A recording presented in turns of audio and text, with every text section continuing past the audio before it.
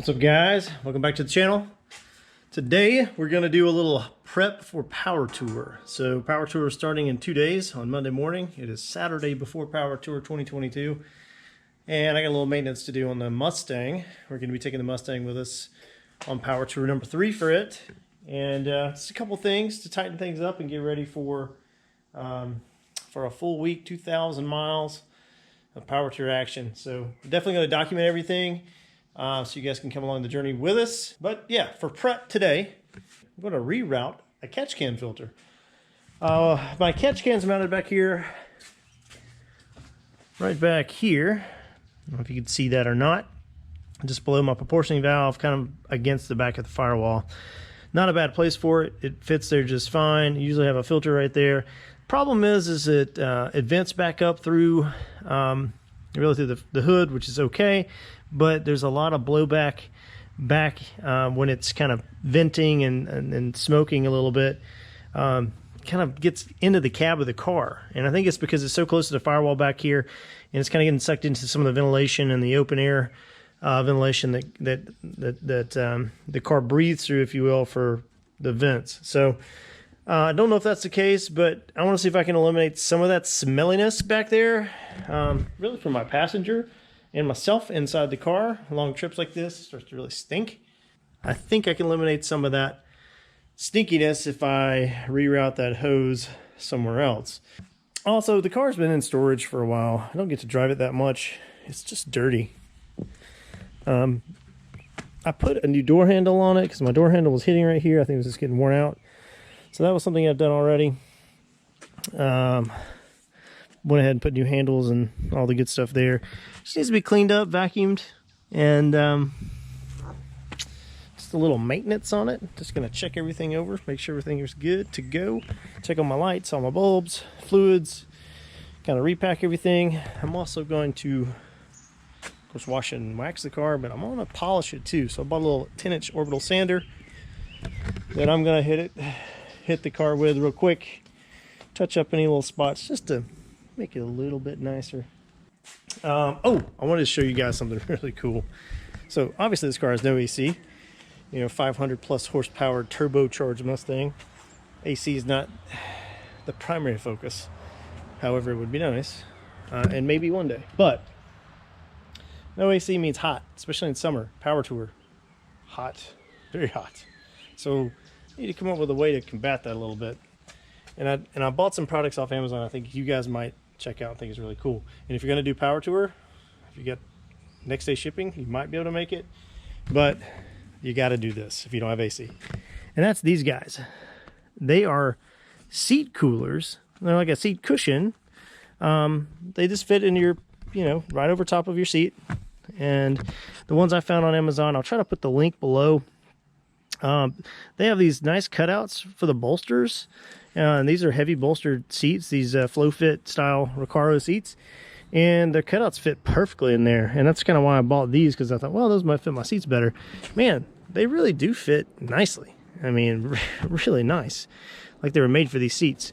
Nice kind of pleather, not genuine leather out here, but this perforated material here that breathes really nicely. And then they have 3 fan speeds, so they're cooled seats. They have 10 fans, 5 on the bottom, 5 on the top, and they blow pretty good air. I mean, I'm super impressed with how much air they blow. My truck has heated and cooled seats, air conditioned seats, and its seats do not blow as much air as these do. Now, comes with a price, I guess. That price being they're not quiet. But when you're sitting in the seat, you really can't hear it. It muffles the sound, and you get a lot of good airflow coming up through the seat. So you've got 3 different settings. There's the high, medium, low. Low setting still blows pretty good air, and it's much quieter. This car's so loud anyway, you don't hear it. But easy touch button activation. They fit in there really nice. So if you get the pair, it comes with 1 CLA adapter, 2 lines that connect into the seats cushions or coolers, and then if you just get the single, it just has the single cable line. So if you're going to do it, I say go for the pair, and then you just have 1 cigarette lighter port that you need. Makes it very convenient. It's very cool. And for a non-AC car, you're gonna need that. All right, guys, I just got done washing the car, getting it ready to do a little buffing on or waxing. And so I washed it really well. It's been in the shop for a little while.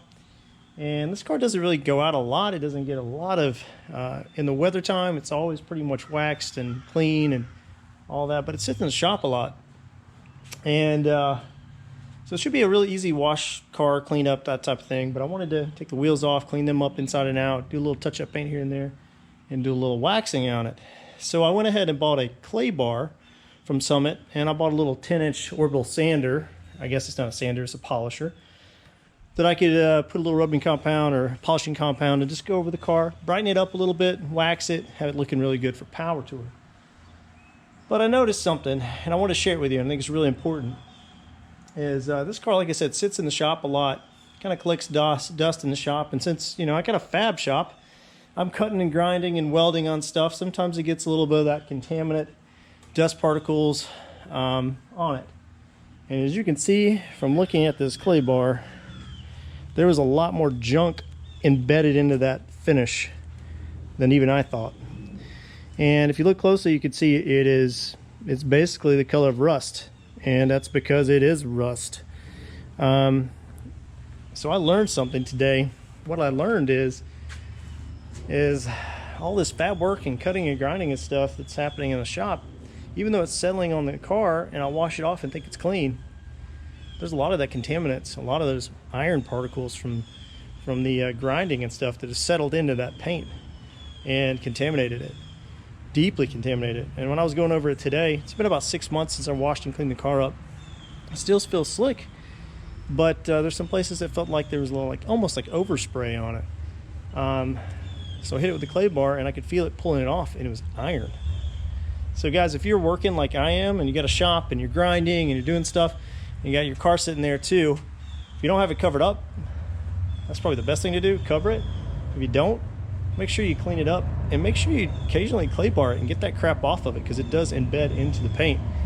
So the next thing I'm going to do now, dry it off, clean it up a little bit more, pull it in. I'm going to buff it and wax it. But yeah, guys, clay bar's where it's at. Well, we're almost ready for power tour, and did my last little run through, and this happened. I don't know if you can see this. Let me turn on the light. Yeah, she's leaking. Found out we got a water pump that's gone bad. So Saturday afternoon, 2 days before, day and a half before power tour, 1 day before power tour, water pump change. So I had to go back to Summit Racing, got a new water pump, have all the things here.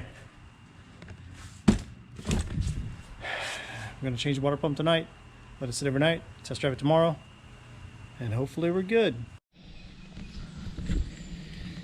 All right, guys, it's Sunday, a little bit before noon, day before power tour, and we had a water pump leak. Worked last night and this morning to get a new water pump on the car, and there it is. Started filling up the car to get it ready to go, but unfortunately that was not our problem.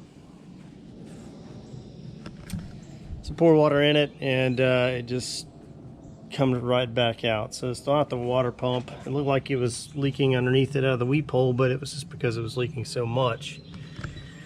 It's actually leaking behind the timing cover, and I'm suspect that our little 302 stock block turbo car finally decided to give up.